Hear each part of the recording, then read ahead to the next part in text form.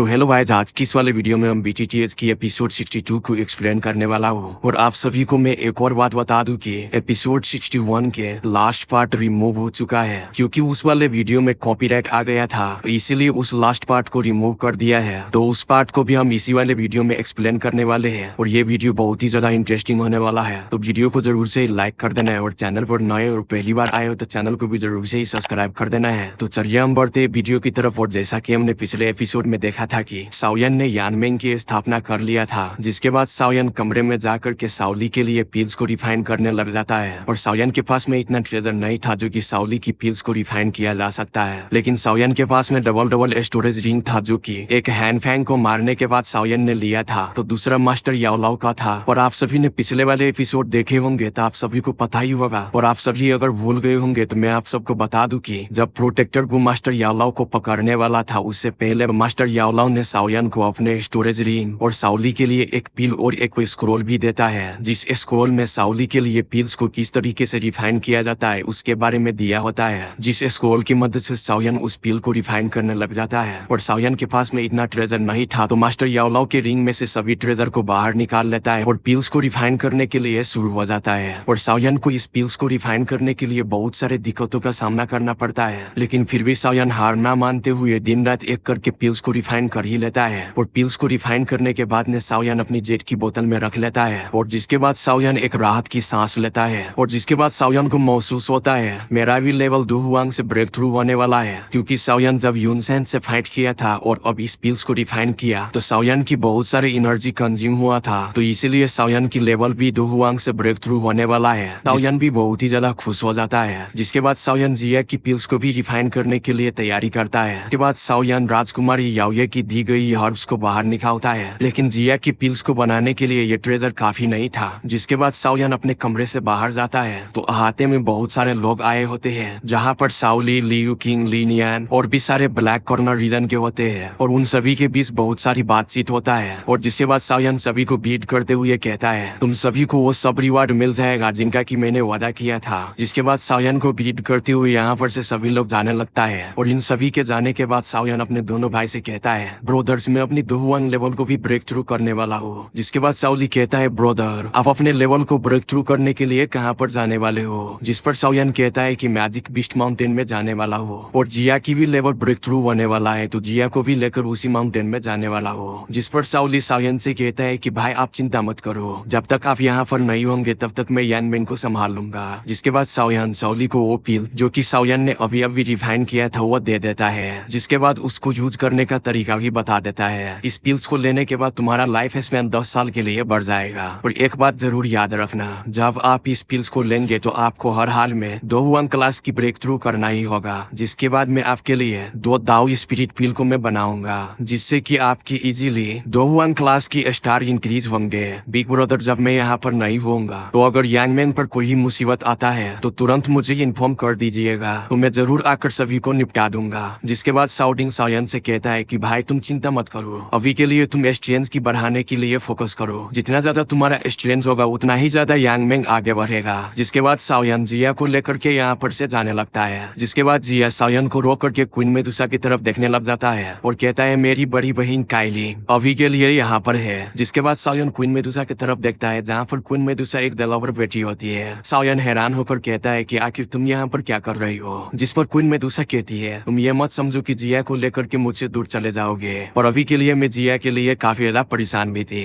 इसीलिए मैं तुम्हारा फॉलो कर रही हूँ, क्योंकि अभी के लिए जिया की स्थिति बहुत ही ज्यादा खराब है। जिसके बाद क्वीन मेडुसा जिया को लेकर के आगे बढ़ जाता है। जिस पर साओयन कहता है ठीक है, जब मैं अपनी लेवल को ब्रेक थ्रू करूंगा तब तक तुम दोनों एक दूसरे के साथ एंजॉय करना। जिसके बाद साओयन अपने विंग को बाहर निकाल लेता है और मैजिक बीस्ट माउंटेन की तरफ निकल जाता है। तो क्वीन मेडुसा भी जिया को लेकर के साओयन को फॉलो करने लग जाता है। और जिसके बाद साओयन गामा एम्पायर की नॉर्थ एंड वेस्ट रीजन में एक दिन में ही पहुंच जाता है। जिसके बाद हम देखते हैं साओयन को जो कि एक माउंटेन पीक पर रुका था, जहां पर साओयन अपने बीते हुए पल को याद कर रहा था। और याद करता है जब साओयन के पीछे उल्फसेट के लोग पड़ गए थे तो साओयन उससे बचने के लिए इसी माउंटेन रेंज में आ गया था। और इसी माउंटेन में साओयन को पहली बार यूनयून से मुलाकात हुआ था। अब के लिए यूनयून साओयन को अपना गलत नाम यूनजी बताया था। और यूनयून के बारे में सोच करके साओयन थोड़ा इमोशनल भी हो गया था। और जिसके बाद साओयन उसी माउंटेन पीक पर से एक टाउन को देखता है। और जिसके बाद साओयन को याद आता है है वो वही किंगसाउन टाउन है जहाँ पर वो अपनी पहली फ्रेंड लिटिल फेरी डॉक्टर से मिला था। और साओयान सोचता है हम दोनों को मिले हुए 6 से 7 साल हो चुका है और क्या अभी के लिए लिटिल फेरी डॉक्टर अपने स्ट्रॉन्ग फुल पॉइजनस बॉडी को कंट्रोल करना सीख लिया होगा या फिर नहीं, क्योंकि इस पॉइजन की वजह से मास्टर यालो को भी दिक्कत होता था। और अभी के लिए साओयान को याद था कि लिटिल फेरी डॉक्टर अपनी बॉडी को मेंटेन करने के लिए हर रोज वो अपनी पॉइजन को एब्जॉर्ब करती थी। और अब साओयान क्वीन मेडुसा और जिया को लेकर के उस टाउन में चला जाता है और इस टाउन में जाने के बाद साओयान फिर से अपने पिछले यादों में खो जाता है। जिसके बाद साओयान क्वीन मेडुसा और जिया से कहता है वह यह जगह है जहाँ पर मैंने अपनी पहली बार ट्रेनिंग स्टार्ट की थी। तब मैं यहाँ पर दाऊदी रैंक को ब्रेक थ्रू किया था और उस वक्त मैं अपने हैवी रूटर स्वॉर्ड को अच्छे से उठा करके भी नहीं चल पा रहा था। और साओयान की ये बात को सुनकर ये क्वीन मेडुसा और जिया दोनों ही हंसने लग जाता है और इन दोनों को हंसते हुए देख करके साओयान रंडुए की तरह शर्मा जाता है। और अभी के लिए किंगसाउन टाउन भी पहले के मुकाबला अभी बहुत ही ज्यादा बड़ा हो चुका था और लोगों की बहुत ज्यादा आबादी भी हो चुकी थी। और वहाँ की सभी लोग साओयान के साथ क्वीन मेडुसा और जिया को देखते हैं तो सभी लोगों का गार जल रहा होता है और कह रहा होता है साला हम लोगों को कोई भाव नहीं देता और उसके लिए तो साला जन्नत की परी उतर करके आ गया है। और वहीं पर कुछ मस्कुलर बॉडी बनाए लोग कहता है साला हम लोगों के पास इतनी खतरनाक लेवल की बॉडी है तब भी हमें कोई लड़की भाव तक नहीं देता और इस लड़के के पास देखो कितनी खूबसूरत गर्लफ्रेंड है। और ये सभी सुनकर के क्वीन मेडुसा अपनी किलिंग ओरा को बाहर निकाल लेती है, जिस पर साओयान क्वीन मेडुसा को रोकते हुए कहता है कि छोड़ो इन छिछोलो लोगों को। जिसके बाद क्वीन मेडुसा रुक जाता है और अब इस टाउन में साओयान घूमते हुए एक मेडिकल शॉप पर जाकर के रुकता है जहाँ पर साओयान पहली बार लिटिल फेरी डॉक्टर से मिला था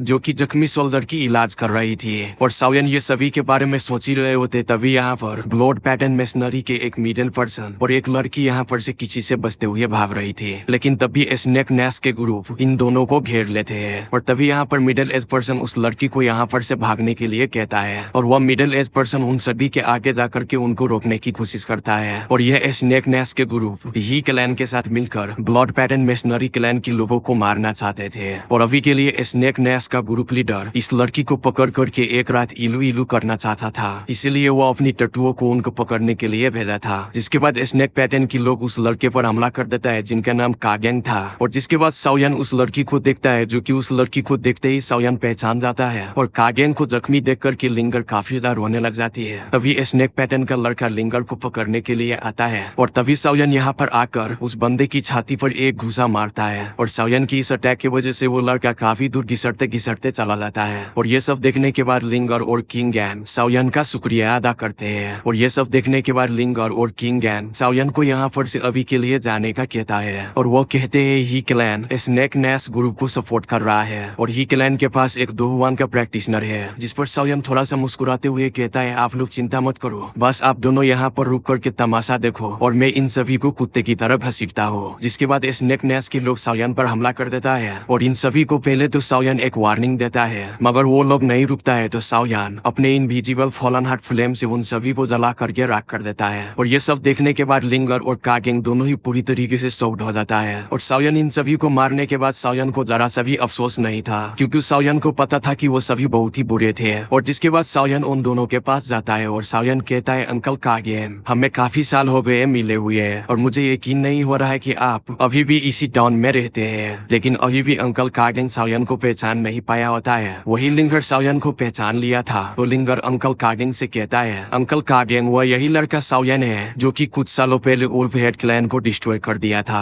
और ये सुनकर के अंकल कागेंग पूरी तरीके से हैरान हो जाता है और कहता है ये लड़का कुछ सालों पहले दाऊजी रैंक पर था, अब तो ये एक ही हाथ के इशारे से दाऊजी और दाऊसी रैंक की लोगों को एक ही हाथ के इशारे से जला करके राख कर देता है। जिसके बाद कागेंग साओयान से कहता है अभी के लिए ब्लड पैटर्न मशीनरी बहुत ही नुकसान में चल रहा है, इसीलिए मैं तुमसे रिक्वेस्ट करता हूँ हमारी इस ब्लड पैटर्न मशीनरी को ये क्लैन और स्नेक नैश से बचा लो। अगर तुमने ऐसा किया तो तुम जो बोलोगे मैं वो करने को तैयार हूँ। और ये कहते ही लिंगर और कागेंग दोनों ही साओयान के सामने घुटनों पर बैठ जाता है और जिसके बाद साओयान उन दोनों को उठा देता है और साओयान उन दोनों से पूछता है इस स्नेक नैश मशीनरी क्लैन की कितना ज्यादा स्ट्रेंज है। जिस पर कागेंग साओयान से बताता है स्नेक नैश मशीनरी क्लैन का लीडर दाओलिंग की 6 स्टार स्टेज पर है। और ये सुनने के बाद साओयान काफी ज्यादा खुश होता है और जिसके बाद साओयान कागेंग को एक जेड की प्लेट और 5 जेड की बोतल देता है जिसमें कि साओयान ने अपनी बुद्धा एंगी लोटस की एनर्जी को स्टोर करके रखी थी। और जिसके बाद साओयान अंकल कागेंग से कहता है आप अगर इसको यूज करोगे तो इससे आप स्नेक मशीनरी लीडर को आसानी से हरा दोगे और अगर सिचुएशन लाइफ और डेथ की आ जाए तो आप इस जेड की प्लेट को तोड़ देना तो मुझे पता चल जाएगा कि आप मुसीबत में में हो तो मैं बिना टाइम गवाए यहाँ पर पहुंच जाऊंगा। और वही कागिन ये सबको देख करके काफी ज्यादा हैरान थे और कहता है भला मैं इस जेट की बोतल से उन लोगों को कैसे हरा पाऊंगा। लेकिन तभी साओयन उन दोनों को गुड बाय कहकर क्वीन मेडुसा और जिया को लेकर चला जाता है। और अभी के लिए मेरे पास बहुत सारे काम है जो कि मुझे निपटाना है और मुझे उम्मीद है कि आने वाले टाइम में हम फिर से मिलेंगे। और वही कागिन और लिंगर को साओयन पर पूरा यकीन था।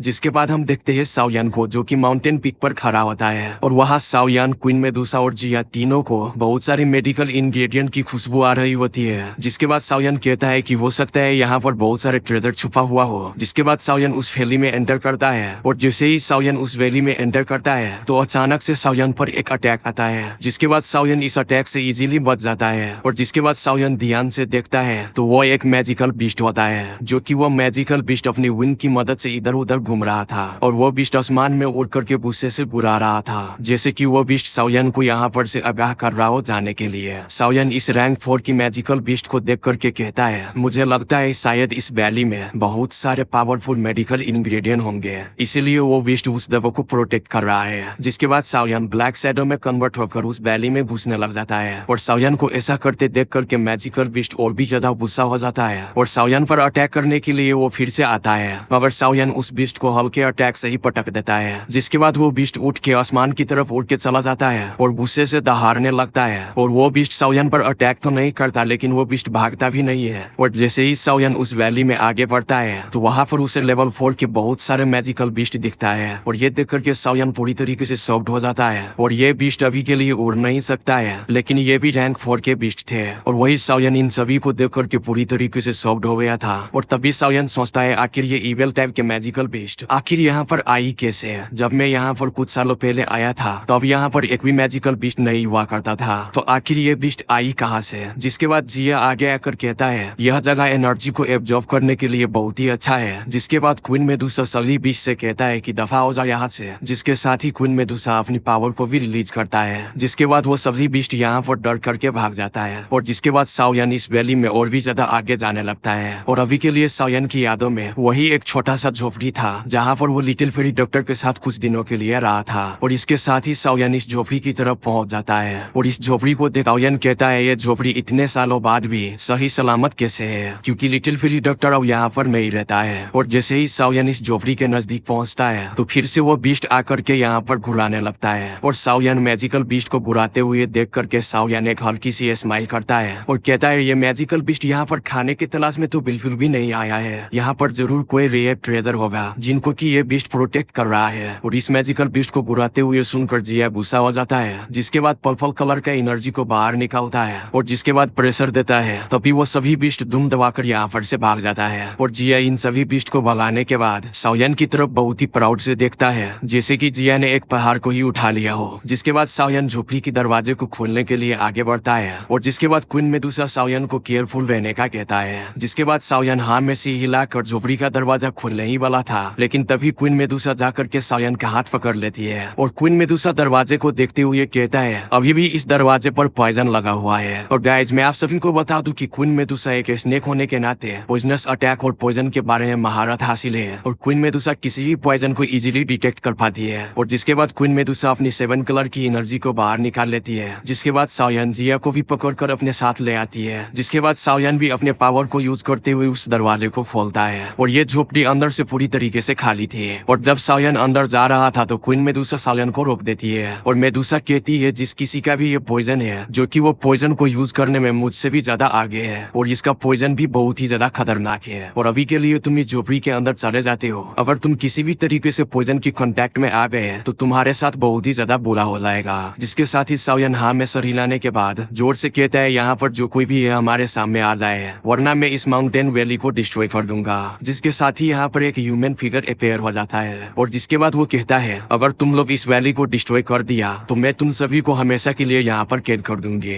और ये सुनकर के साओयन, क्वीन मेडुसा और जिया की आंखें फटी की फटी रह जाती है और कहता है कि आखिर ये है कौन। और ये सब सुनने के बाद साओयन और क्वीन मेडुसा एक तरफ देखता है जहाँ पर वो दोनों ही एक ह्यूमन फिगर को देखता है। और अभी के लिए वो ह्यूमन ब्लैक कलर की ओरे से ढका हुआ था। और इधर साओयन अपने स्पिरिचुअल स्ट्रेंथ को यूज करके इस ह्यूमन फिगर को जानना चाहता था लेकिन साओयन की स्ट्रेंथ उस ह्यूमन फिगर तक पहुंच ही नहीं पाती है। और ये देख करके साओयन बहुत ही ज्यादा हैरान होता है। जिसके बाद क्वीन मेडुसा भी अपने 7 कलर की स्वार्ड को बाहर बाहर निकाल लेता है और इस ह्यूमन फिगर पर जाकर के अटैक कर देता है। लेकिन वो ह्यूमन फिगर क्वीन मेडुसा के अटैक को अपनी पॉइजन से डिस्ट्रॉय कर देता है और क्वीन मेडुसा अपने अटैक को डिस्ट्रॉय देख करके गुस्से से लाल पीला हो जाती है। और जिसके बाद क्वीन मेडुसा उस लेडी से कहता है, आज तुम यहाँ पर से भागो या रुको, इससे मुझे कोई फर्क नहीं पड़ता है, आज मैं तुम्हारी जान लेकर के रहूंगी। और वही क्वीन मेडुसा बहुत ही ज्यादा गुस्से में होती है। जिसके बाद क्वीन मेडुसा साओयान और जिया से कहता है कि तुम लोग यहाँ पर से दूर जाकर के खड़े हो जाओ, क्योंकि उस लेडी की बॉडी पूरी तरीके से लिथिल पॉइजन से भरी पड़ी है। अगर तुम दोनों इस पॉइजन के बस में आ गए तो हमारे लिए समस्या पैदा हो जाएगी। जिसके बाद वो पॉइजन को क्वीन मेडुसा और बाकी सभी पर फॉग अटैक कर देता है। जिसके बाद क्वीन मेडुसा उस अटैक को रोक देती है। जिसके बाद क्वीन मेडुसा अपने 7 कलर की स्वॉर्ड से उस पर अटैक कर देती है और क्वीन मेडुसा की अटैक से इस पॉइजन गर्ल पर कोई भी फर्क नहीं पड़ रहा था। जिसके बाद पॉइजन गर्ल अपने आसपास पर्पल कलर की फॉग को बाहर निकाल लेता है। जिसके बाद क्वीन मेडुसा पर अटैक कर देती है और इस फॉग की वजह से क्वीन मेडुसा को दिक्कत होने लग जाती है। जिसके बाद क्वीन मेडुसा अपनी फॉर्म को चेंज करता है ताकि सभी फॉग को निकल जाता है। जिसके बाद क्वीन मेडुसा लगातार पॉइजन गर्ल पर अटैक करता है, लेकिन पॉइजन गर्ल क्वीन मेडुसा की सभी अटैक को डॉज कर देता है। और अभी के लिए क्वीन मेडुसा उसको मारने के लिए बहुत सारे स्ट्रेंथ को यूज कर लिया था, लेकिन अभी भी पॉइजन गर्ल क्वीन मेडुसा से हार नहीं मानने वाली थी। और वही खरा साओयान कहता है कि जो कि क्वीन मेडुसा को बराबरी की टक्कर दे रहा है। यहाँ तक कि यूनसैन में भी इतनी हिम्मत नहीं थी जो कि क्वीन मेडुसा को हरा पाते, मगर पॉइजन गर्ल अच्छे से क्वीन मेडुसा का मुकाबला कर पा रही है। जिसके बाद जिया उन दोनों की फाइट को देखते हुए कहता है, तो पॉइजन गर्ल की बॉडी में से एक तरह की बदबू निकल रही है। जब साओयान जिया को देखता है जो कि अपने सर को पकड़ रही थी। जिसके बाद साओयान जिया से कहता है कि थोड़ी देर के लिए अपने सांस को बंद कर लो। जिसके बाद साओयान अपने स्टोरेज रिंग से पिल को बाहर निकालता है। जिसके बाद साओयान अपनी लोटस फ्लेम को बाहर निकाल लेता है और इस फ्लेम की हाई टेम्परेचर की वजह से हवा में की सभी पॉइजन खत्म होने लग जाती है। जिसके बाद साओयान जिया से कहती है कि तुम इधर उधर बेंगटे की तरह मत फुदकने लग जाना, मैं तब तक जाकर के इस पॉइजन गर्ल को रोकने की कोशिश करता हूँ। जिसके बाद साओयान अपनी लाइटनिंग स्पीड को यूज करते हुए पॉइजन गर्ल पर जाकर के अटैक कर देता है और साओयान की इस अटैक से पॉइजन गर्ल को कुछ भी फर्क नहीं पड़ता, क्योंकि साओयान का ये अटैक पॉइजन गर्ल की कपड़े को टच करके बाहर निकल जाता है। जिसके बाद साओयान क्वीन मेडुसा के पीछे आ जाता है। जिसके बाद साओयान उस पॉइजन गर्ल से पूछता है कि आखिर तुम हो कौन। और जिसके बाद वो पॉइजन गर्ल साओयान को बहुत ही गौर से देखता है और पॉइजन गर्ल साओयान को इस तरीके से देख करके लगता है पॉइजन गर्ल पहले से ही उसको जानता हो। जिसके बाद पॉइजन गर्ल साओयान से कहता है कि तुम अभी के अभी इस जगह को छोड़कर चले जाओ। जिसके बाद साओयान उस पॉइजन गर्ल से कहता है कि बुरा मत मानना, लेकिन ये जगह मेरी एक फ्रेंड की है जो कि कुछ सालों पहले मुझे यहाँ पर खुद लेकर आया था।